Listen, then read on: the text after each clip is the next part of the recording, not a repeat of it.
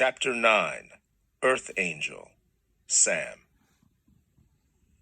It was the fall of 1990, and Carla Dixon was attending a Black Issue conference in New Brunswick when she heard an author who would change her life and ours. Jawanza, an education consultant, was discussing his series of books, The Conspiracy to Destroy Black Boys. He described how smart, energetic, and hopeful black boys enter school systems, so inadequately prepared to educate them that the boys begin to lose interest as early as the fourth grade and are often lost to the streets by high school. He proposed mentoring as a solution and asked the men in the audience to stand. He admonished them to go back to their communities and become mentors to the black boys who needed them. Carla was so moved by the workshop that when he finished talking, she headed for the booth where he was signing his books. The crowd was so thick that no more than 5 feet tall, she couldn't even hope to catch a glimpse of him. So she waited at the end of the line and prayed that his books wouldn't sell out before she made it to the table. As Carla tells it, she lost track of time while replaying Kunjufu's words in her mind. When she finally made it to the front of the line, she brought a set of books and shook the author's hand.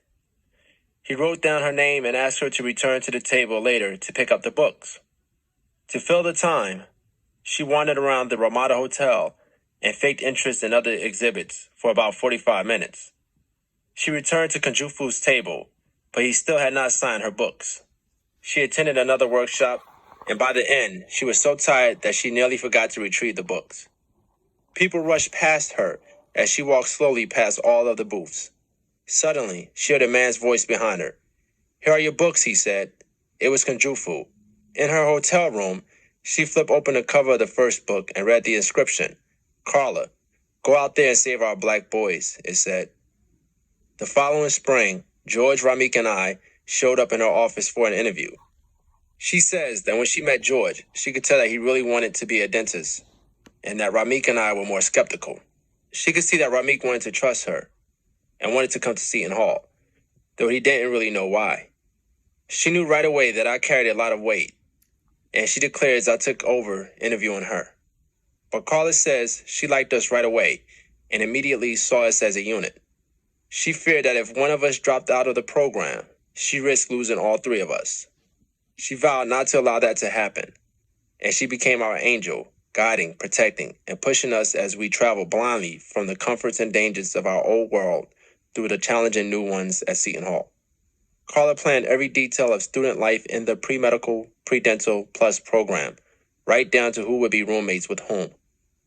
Her job was to figure out the weaknesses of the students in the program, whether those weaknesses were academic, social, environmental, or personal, and find a way to help us strengthen them. Her first move was to assign Ramik and me as roommates for the summer program, and to place George in the same suite, but with another roommate across the hall. She says she didn't want our reservations to influence George. She figured if she could keep George excited, he would work on us. Several times over the years at Seton Hall, I received a grade less than I thought I deserved in a class and complained to Carla. She wouldn't allow me to get by with just complaining. She persuaded me to make an appointment to talk to the professor and try to understand why I had received the lower mark and to make my case for myself. More times than not, her advice worked. Soon I began hanging out in her office during my spare time. I loved talking to her. She would sit behind her desk and sometimes not utter a word. She would look at me and listen. Other times, though, she did most of the talking. But when she talked to me, she rarely judged or preached or gave an automatic list of steps to follow. She asked questions. Well, what do you think you should do about that? What is your gut telling you to do?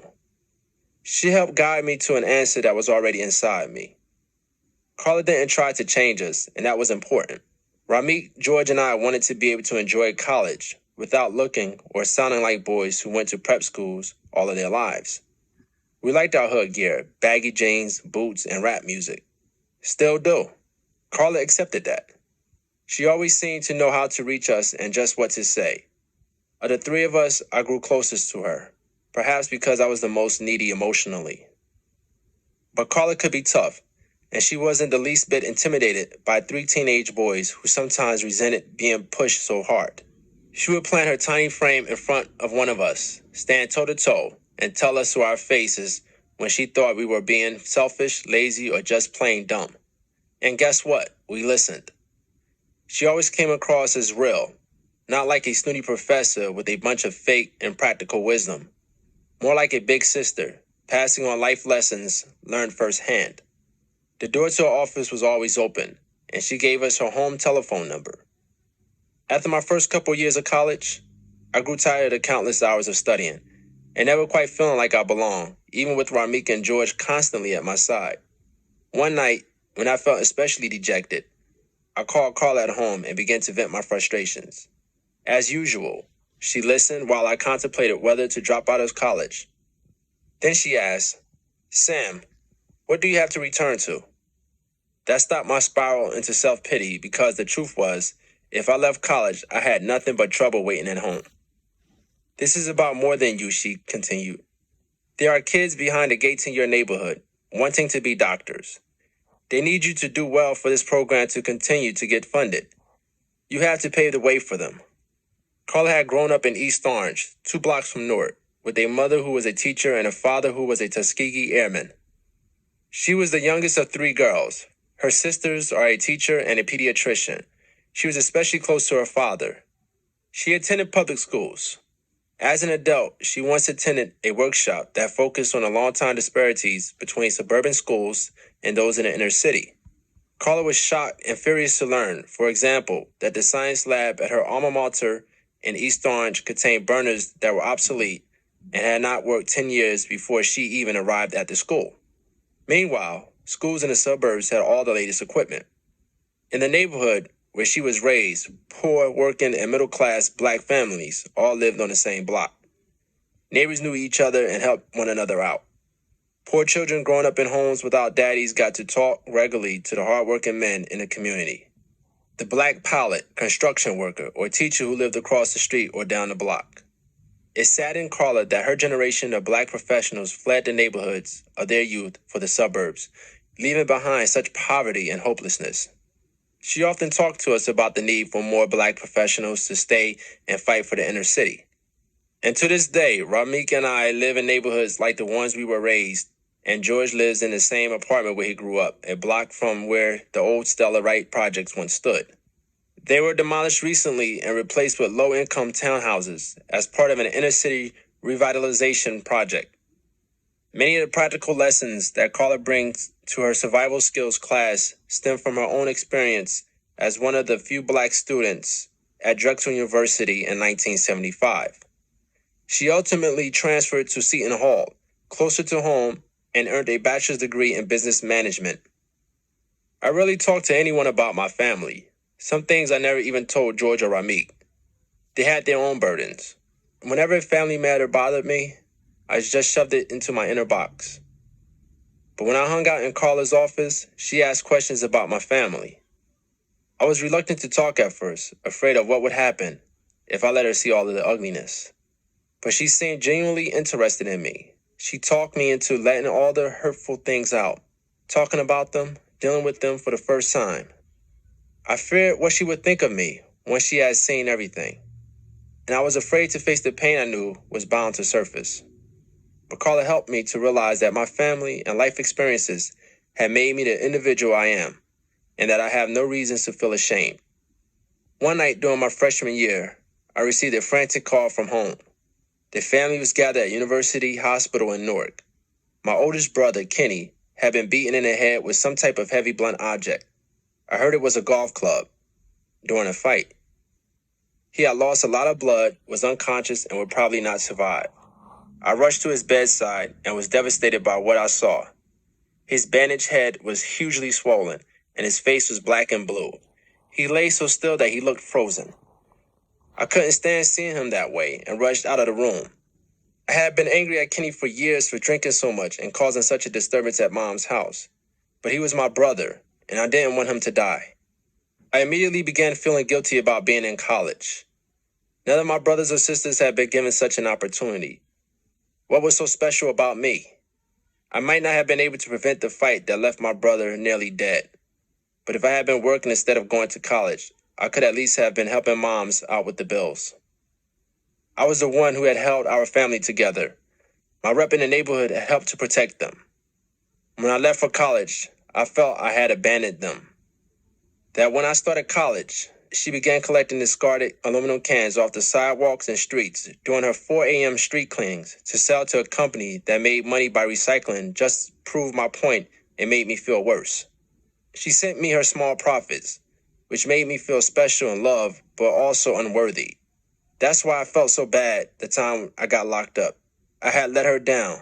With Kenny's injury, all those feelings of guilt and responsibility and worthlessness came rushing back. The next morning, I went to see Carla. Listen, you can't feel like you're the reason this happened, she told me. You had no control over this. You can't live your life forever, trying to take care of your family and monitor your brothers and sisters. She helped me plow through the pain to see that it was best for me to stay in college and complete my education. Ultimately, Kenny recovered, though he was left paralyzed on his right side. He is confined to a wheelchair and lives in a home for the disabled. At first, it was difficult for me to visit him there, and I turned to Carla many more times. But the amazing thing is, Kenny seems to have found peace and purpose in his life, and we have developed a close bond I always wanted. He no longer drinks. He participates in the daily recreational activities at the center. And get this, he's even talking about going to college. He says, watching me pursue my degrees inspired him. Carla understood that the students in her program faced many distractions outside of the school and needed more than just academic enrichment to survive the academic world. Whatever the need, she tried to meet it or find someone who could. At the end of our freshman year, Carla refused to allow Ramik, George, or me to go back to our old neighborhoods for the summer. She didn't want us to return to the influences of old friends or the other dangers there. I had shown her a letter that one of the guys who had taken part in the armed robbery wrote me from jail. He accused me of ratting them out, and he threatened to get me. She arranged for us to live and work on campus during the summer. When scholarship, loan, and grant money fell short for one of us, which seemed to be every semester, Carla scrambled to find other potential resources. When Ramik and I unexpectedly became the first students accepted into the new program that allowed us to enroll in the Robert Wood Johnson Medical School in Piscataway a year early, Carla stepped in to offer more emotional support to George, whom we had to leave behind. Before Ramik and I left to begin medical school, the two of us and George visited Carla at her office to give her some pictures we had taken during our college graduation ceremony. She opened her purse and stuck the photos inside, without paying much attention to where they landed. When she made it home, she took out her purse to look at the pictures again. She realized then that she had placed them inside the small burgundy leather Bible she carries with her. The pictures had landed on the 31st Psalm, which ends this way: O love the Lord, all ye his saints, for the Lord preserveth the faithful, and plentifully rewardeth the proud doer. Be of good courage, and he shall strengthen your heart, all ye that hope in the Lord. She took that as a sign. The good Lord would protect and keep us the rest of the way. Then, as my mother had done so many years earlier with the curly black pigtails she retrieved from the barber's floor after my first haircut, Carla placed the graduation photos back inside her Bible and closed it. She has kept us in there ever since. Chapter 10.